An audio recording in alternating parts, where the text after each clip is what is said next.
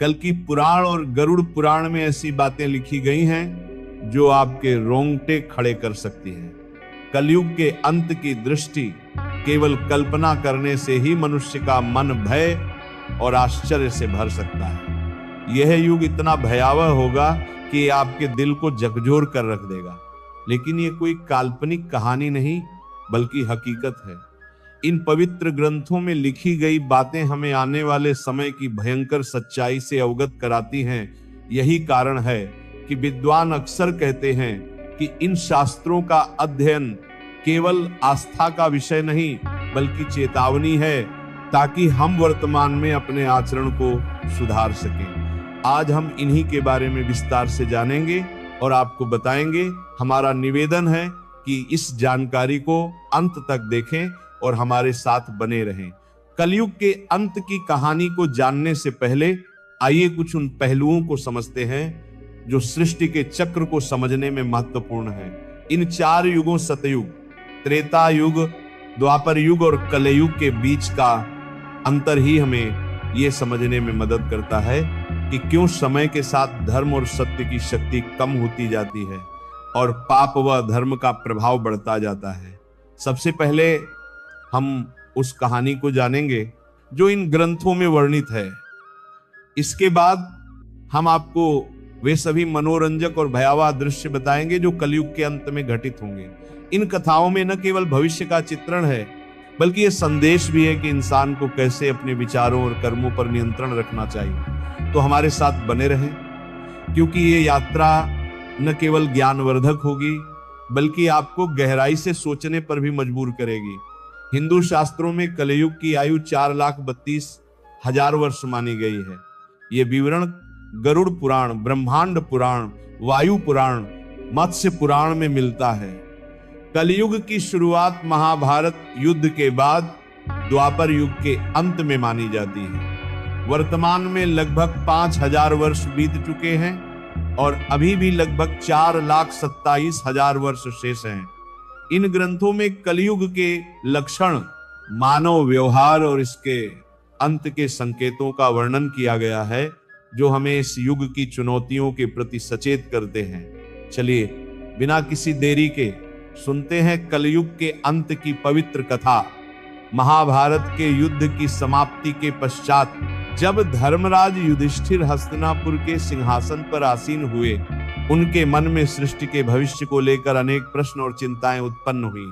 द्वापर युग अब समाप्ति की ओर था और कलयुग के आगमन के संकेत स्पष्ट रूप से दिखाई देने लगे थे। युधिष्ठिर को यह भय सता रहा था कि आने वाले युग में मानव जीवन का स्वरूप क्या होगा, धर्म की स्थिति क्या रहेगी और सत्य का क्या हश्र होगा। उनके मन में यह भी प्रश्न उठ रहा था कि क्या आने वाले लोग धर्म और अधर्म में भेद कर पाएंगे या केवल मोह और लोभ में फंस जाएंगे। इस चिंता का समाधान पाने के लिए उन्होंने अपने चारों भाइयों भीम, अर्जुन, नकुल और सहदेव के साथ भगवान श्री कृष्ण से परामर्श करने का निश्चय किया। युधिष्ठिर ने अपने भाइयों को बुलाया। अर्जुन, जो हमेशा युद्ध के लिए तत्पर रहते थे, निश्चिंत स्वर में पूछा, हे बड़े भ्राता, आप इतने व्याकुल क्यों हैं? क्या किसी शत्रु ने हस्तिनापुर पर आक्रमण करने का दुस्साहस किया है? यदि ऐसा है तो आप आज्ञा दीजिए, मैं अभी जाकर उसका नाश कर दूंगा।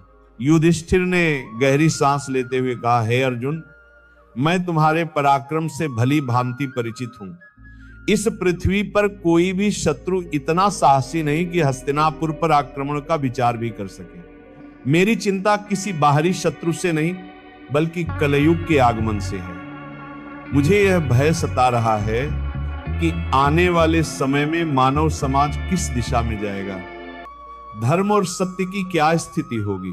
भीम, जो अपने बड़े भाई की हर चिंता में सहभागी होते थे, बोले, हे भैया, आपकी चिंता हमारे मन में भी भय और अनिश्चितता उत्पन्न कर रही है। कृपया हमें बताइए कि कौन सा संकट हमारे सामने है। युधिष्ठिर ने गंभीर स्वर में उत्तर दिया, हे भीम, तुम ठीक कहते हो। एक भयंकर संकट आने वाला है। मैं कलयुग के प्रभावों के बारे में सोचकर चिंतित हूं। इसलिए मैंने निश्चय किया है कि हमें द्वारिकाधीश श्री कृष्ण के पास जाना चाहिए। केवल वही हमें इस चिंता से मुक्ति दिला सकते हैं। सभी पांडवों ने युधिष्ठिर की बात से सहमति जताई। अर्जुन ने कहा, आप सत्य कह रहे हैं भैया, श्री कृष्ण ही इस समय सबसे ज्ञानी और भविष्य दृष्टा हैं, हमें उनके पास जाना चाहिए। भीम ने भी उत्साहपूर्वक कहा, हे धर्मराज, मैं आपके साथ हूं। नकुल और सहदेव ने भी तुरंत हामी भरते हुए कहा कि यह निर्णय ही सबसे उचित है। इस प्रकार सभी पांडव द्वारिका की ओर प्रस्थान करने लगे। द्वारिका की पवित्र नगरी में पहुंचकर पांडवों का भगवान श्री कृष्ण ने हार्दिक स्वागत किया। युधिष्ठिर ने उनके चरणों में प्रणाम करते हुए कहा, हे केशव, आपको बारंबार नमस्कार। आप तो अंतर्ज्ञानी हैं। द्वापर युग अब समाप्त होने वाला है और कलयुग के संकेत स्पष्ट दिखाई देने लगे हैं। मैं ये जानना चाहता हूं कि कलयुग में मानव का स्वभाव और आचरण कैसा होगा, वह किन कर्मों में लिप्त होगा और मोक्ष प्राप्ति के लिए उसे क्या करना होगा। श्री कृष्ण ने मुस्कुराते हुए कहा, हे धर्मराज, आपकी जिज्ञासा अत्यंत उचित है। कलयुग के प्रभावों को समझना न केवल आपके लिए बल्कि समस्त मानव जाति के लिए महत्वपूर्ण है, किंतु इसका उत्तर मैं सीधे शब्दों में नहीं दे सकता, क्योंकि इसे अनुभव के माध्यम से समझना अधिक आवश्यक है। युधिष्ठिर ने उत्सुकता से पूछा, हे माधव, आप जिस प्रकार की परीक्षा की बात कर रहे हैं उसके लिए हमें क्या करना होगा।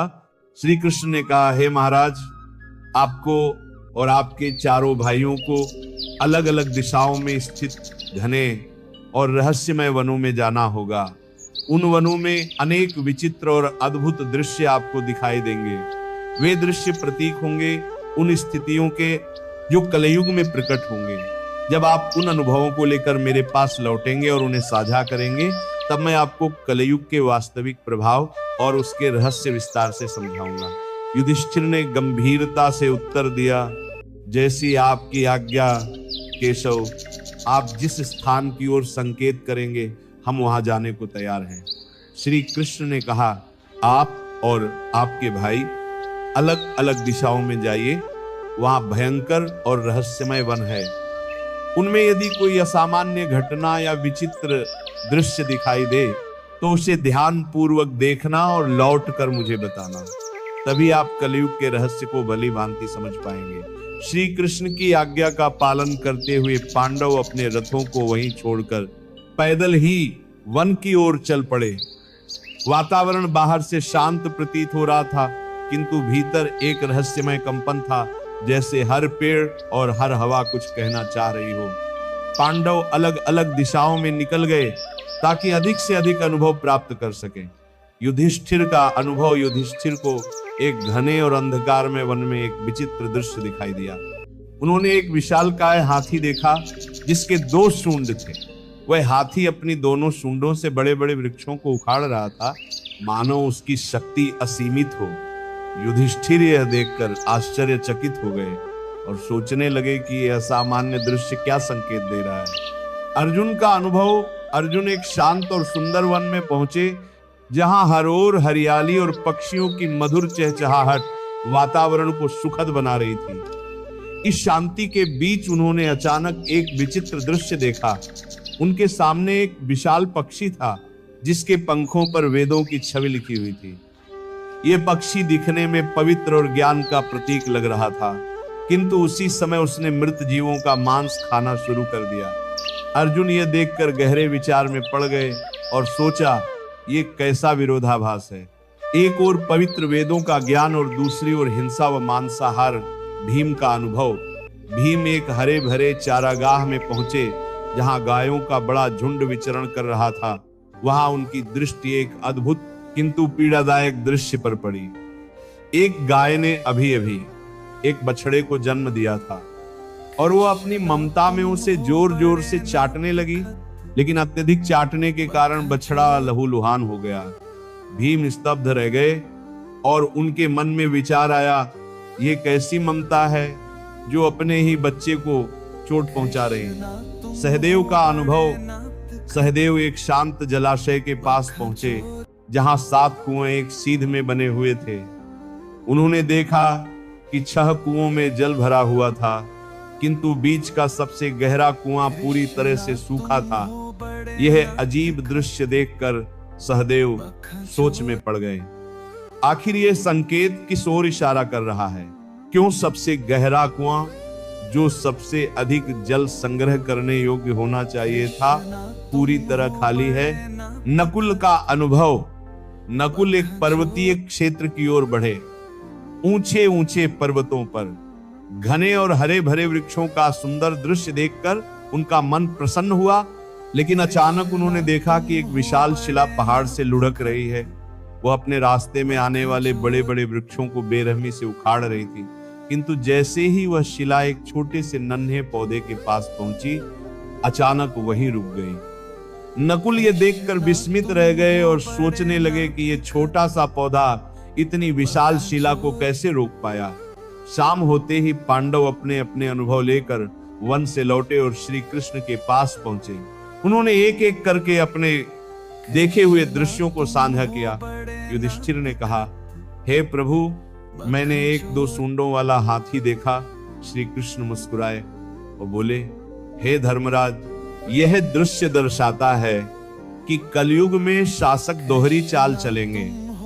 वे ऊपर से धर्म और न्याय का दिखावा करेंगे, लेकिन भीतर से प्रजा का शोषण करेंगे। दोनों ओर से वे केवल अपने स्वार्थ साधेंगे। अर्जुन का अनुभव। अर्जुन ने कहा, प्रभु, मैंने एक पक्षी देखा जिसके पंखों पर वेदों की छवि लिखी थी, किंतु वो मांस खा रहा था। श्री कृष्ण ने उत्तर दिया, हे अर्जुन, कलयुग में विद्वान और पंडित कहलाने वाले लोग ज्ञान तो रखेंगे, किंतु उनके हृदय पवित्र नहीं होंगे। वे वेदों और धर्म का प्रयोग केवल धन और प्रतिष्ठा पाने के लिए करेंगे। उनका आचरण ज्ञान के विपरीत होगा। भीम का अनुभव। भीम ने कहा, प्रभु, मैंने देखा कि एक गाय ने अपने बछड़े को इतना छांटा कि वे घायल हो गया। श्री कृष्ण ने कहा, हे भीम, कलयुग में माता पिता का अति स्नेह बच्चों के लिए बंधन बन जाएगा।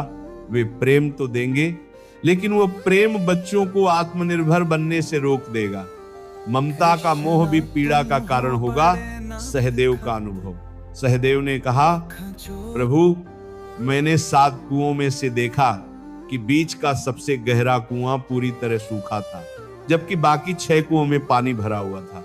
श्री कृष्ण ने कहा, हे सहदेव, कलयुग में लोग बाहरी रूप से तो समृद्ध और धनवान दिखाई देंगे, किंतु उनके भीतर करुणा और सहयोग की भावना नहीं होगी। पड़ोस में कोई भूखा प्यासा मर भी रहा होगा, तब भी लोग आंख मूंदकर अपने स्वार्थ में डूबे रहेंगे। यह स्वार्थपरता ही कलयुग की सबसे बड़ी पहचान होगी।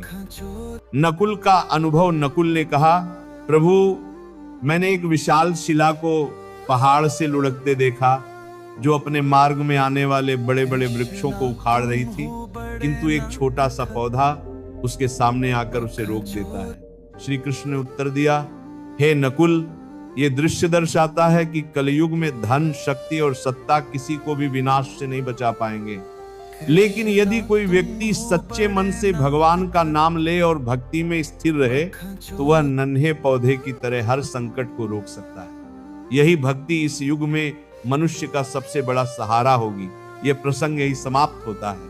लेकिन गरुड़ पुराण में एक प्रसंग आता है, जब गरुड़ जी ने भगवान विष्णु से प्रश्न किया, हे प्रभु, 4 युगों सतयुग, त्रेता युग, द्वापर युग और कलयुग में कलयुग को सबसे भयावह क्यों माना जाता है? इसके अंत के क्या संकेत होंगे और यह युग किस प्रकार समाप्त होगा? भगवान विष्णु ने उत्तर दिया, हे गरुड़, कलयुग में अधर्म, स्वार्थ और पाप का बोलबाला होगा। इसके अंत समय में कुछ विशेष संकेत प्रकट होंगे जो सृष्टि के विनाश की ओर संकेत करेंगे। आइए उन 5 प्रमुख संकेतों को समझते हैं। पहला संकेत, मानव आयु का ह्रास। कलयुग के अंतिम दौर में मनुष्य की आयु अत्यंत कम हो जाएगी। औसतन जीवन केवल 20 वर्षों तक सीमित रह जाएगा। लोग 12 वर्ष की आयु में ही वृद्धावस्था के लक्षण दिखाने लगेंगे। बाल सफेद हो जाएंगे, चेहरे झुर्रियों से भर जाएंगे और शरीर रोगों से ग्रस्त हो जाएगा। यह शारीरिक पतन केवल शरीर का ही नहीं, बल्कि मानव की जीवन शैली और नैतिकता के पतन का भी परिणाम होगा। लोग अस्वास्थ्यकर भोजन, अनियमित दिनचर्या और तनावपूर्ण जीवन के कारण शारीरिक और मानसिक रूप से कमजोर हो जाएंगे। स्त्रियां मात्र 8 से 9 वर्ष की आयु में ही संतान को जन्म देने लगेंगी, किंतु उनकी दुर्बलता इतनी होगी कि वे बच्चों का पालन पोषण ठीक से नहीं कर पाएंगी। बच्चे कुपोषण और कमजोरी से ग्रस्त होंगे, जिससे आने वाली पीढ़ियां लगातार अशक्त और रोगी बनती जाएंगी। इससे पारिवारिक और सामाजिक ढांचा पूरी तरह चरमरा जाएगा। लोग अपनी भौतिक इच्छाओं की पूर्ति में इतने उलझ जाएंगे कि रिश्तों और परिवार के प्रति उदासीन हो जाएंगे। इस संकेत से स्पष्ट है कि कलयुग के अंतिम समय में मानव की शारीरिक और मानसिक शक्ति का पूर्ण ह्रास होगा। समाज में अव्यवस्था, अशांति और अराजकता बढ़ेगी। आपसी प्रेम और विश्वास टूट जाएगा और केवल स्वार्थ ही जीवन का आधार बनेगा। यह स्थिति हमें चेतावनी देती है कि यदि संतुलित जीवन शैली और नैतिकता का पालन न किया गया तो आने वाली पीढ़ियां अंधकार में डूब जाएंगी। दूसरा संकेत, पतिव्रता स्त्रियों का लोभ। कलयुग के अंत में नैतिकता और धर्म का इतना अधिक पतन होगा कि पतिव्रता स्त्रियां लगभग लुप्त हो जाएंगी। एक स्त्री कई पुरुषों के साथ संबंध स्थापित करेगी, जो समाज में नैतिक पतन और पारिवारिक विघटन का सबसे बड़ा संकेत होगा। उस समय विवाह और रिश्तों की पवित्रता समाप्त हो जाएगी। लोग धार्मिक कार्यों जैसे पूजा पाठ, श्राद्ध, अंतिम संस्कार और विवाह जैसे संस्कारों से पूरी तरह विमुख हो जाएंगे। जल की कमी के कारण लोग स्नान करना बंद कर देंगे, जिससे न केवल शारीरिक स्वच्छता बल्कि आध्यात्मिक पवित्रता भी नष्ट हो जाएगी। भोजन की आदतों में भारी परिवर्तन होगा। मांसाहार का बोलबाला होगा और सात्विक आहार जैसे फल, सब्जियां और अनाज दुर्लभ हो जाएंगे। लोग अपने पहनावे में भी भौतिकता को प्राथमिकता देंगे। वे चमकीले, तंग और भड़कीले वस्त्र पहनेंगे, जो उनकी आंतरिक साधना और आध्यात्मिकता से दूरी को स्पष्ट रूप से दर्शाएंगे। समाज का वातावरण स्वार्थ, लालच, धोखा और कपट से भर जाएगा। रिश्तों में विश्वास की कमी होगी और लोग केवल अपनी सुख सुविधाओं और भौतिक इच्छाओं के लिए जिएंगे। धर्म और कर्तव्यों से विमुख होकर वे केवल सांसारिक सुखों की तलाश करेंगे। यह स्थिति सामाजिक अविश्वास, अशांति और अनैतिकता को और बढ़ावा देगी। इसीलिए गरुड़ पुराण यह शिक्षा देता है कि केवल धर्म और नैतिकता ही समाज को स्थिर और सौहार्दपूर्ण बना सकते हैं। तीसरा संकेत, वृक्षों का फलहीन होना। कलयुग के अंत समय में प्रकृति पर भीषण संकट छा जाएगा। वृक्ष फल और फूल देना बंद कर देंगे और केवल शमी वृक्ष ही जीवित रहेंगे। लोग शाकाहार को लगभग पूरी तरह त्याग देंगे और मांसाहार पर निर्भर हो जाएंगे। भोजन तामसिक और रोगकारी होगा, जिससे लोग अल्पायु में ही गंभीर बीमारियों का शिकार हो जाएंगे। गायों की पूजा का महत्व समाप्त हो जाएगा। लोग उन्हें केवल दूध और मांस के लिए पालेंगे। यह संकेत प्रकृति के प्रति मानव की लापरवाही और अंधाधुंध दोहन का परिणाम है। वनों की अंधाधुंध कटाई, प्रदूषण और प्राकृतिक संसाधनों के दुरुपयोग से पर्यावरण का संतुलन पूरी तरह बिगड़ जाएगा। वृक्षों का फलहीन होना और जलवायु असंतुलन समाज में भोजन की भारी कमी पैदा करेगा। लोग भूख और कुपोषण से ग्रस्त होंगे और आने वाली पीढ़ियां लगातार दुर्बल होती चली जाएंगी। ये स्थिति हमें चेतावनी देती है कि प्रकृति का संरक्षण और उसके प्रति सम्मान ही मानव अस्तित्व को बचा सकता है। चौथा संकेत, अल्पवृष्टि। कलयुग के अंतिम चरण में वर्षा अत्यंत कम हो जाएगी। खेतों में अन्न का उत्पादन लगभग बंद हो जाएगा। जो थोड़ा बहुत अन्न उगेगा वह बेमज्जा, रसहीन और पोषक तत्वों से रहित होगा। फलों में मिठास और रस का अभाव हो जाएगा। लोग भोजन और पानी के लिए तड़पेंगे। उस समय केवल बकरियों का दूध ही एकमात्र सहारा होगा, जो प्राकृतिक संसाधनों की भयावह कमी को स्पष्ट रूप से दर्शाएगा। यह स्थिति सामाजिक और आर्थिक संकट को और गहरा कर देगी। लोग जीवन की मूलभूत आवश्यकताओं जैसे भोजन और जल के लिए संघर्ष करेंगे। खेती और कृषि कार्य पूरी तरह ठप हो जाएंगे। इससे समाज में भूखमरी, अशांति और हिंसा बढ़ेगी। यह संकेत बताता है कि पर्यावरणीय विनाश और मानव की लापरवाही ही आने वाले संकटों की जड़ है। गरुड़ पुराण इस प्रसंग के माध्यम से हमें याद दिलाता है कि प्रकृति का संरक्षण, संतुलित जीवन और धर्म पालन ही मानवता को बचा सकते हैं। इसके बाद भगवान विष्णु और गरुड़ जी का यह प्रसंग समाप्त होता है। आइए अब जानते हैं कि किस तरह से कलयुग का अंत होगा। कलयुग के अंत का सबसे भयावह संकेत होगा 7 सूर्यों का उदय। भगवान विष्णु स्वयं सूर्य की अग्निमय किरणों में विराजमान होकर समस्त पृथ्वी का जल सोख लेंगे। 7 सूर्यों की तीव्र तपिश से नदियां, समुद्र, तालाब, झीलें सब सूख जाएंगे। पृथ्वी का हर जीव, हर वृक्ष और हर पर्वत उस असहनीय गर्मी से झुलसकर राख हो जाएगा। धरती की सतह पर केवल धधकती हुई राख और राख से उठता धुआं रह जाएगा।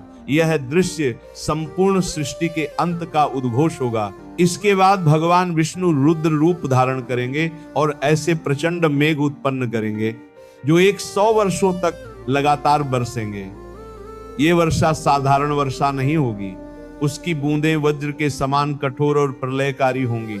निरंतर बरसते जल से पृथ्वी जलमग्न हो जाएगी, पर्वत समुद्र में डूब जाएंगे और शेष जीवन लहरों में विलीन हो जाएगा। संपूर्ण संसार का अंत हो जाएगा और यह प्रलय सृष्टि के चक्र का स्वाभाविक चरण सिद्ध होगा, एक अंत जो नई शुरुआत का मार्ग खोलता है। जब अधर्म, पाप और स्वार्थ अपनी चरम सीमा पर पहुंच जाएंगे तब यह संहार अनिवार्य होगा। किंतु यह विनाश केवल नाश का प्रतीक नहीं बल्कि शुद्धिकरण की प्रक्रिया है। भगवान विष्णु ने गरुड़ जी से कहा, यह अंत एक नई सुबह की भूमिका है। जब वर्तमान सृष्टि नष्ट हो जाएगी तब परमात्मा अपनी इच्छा से एक नई, शुद्ध और पवित्र सृष्टि का निर्माण करेंगे।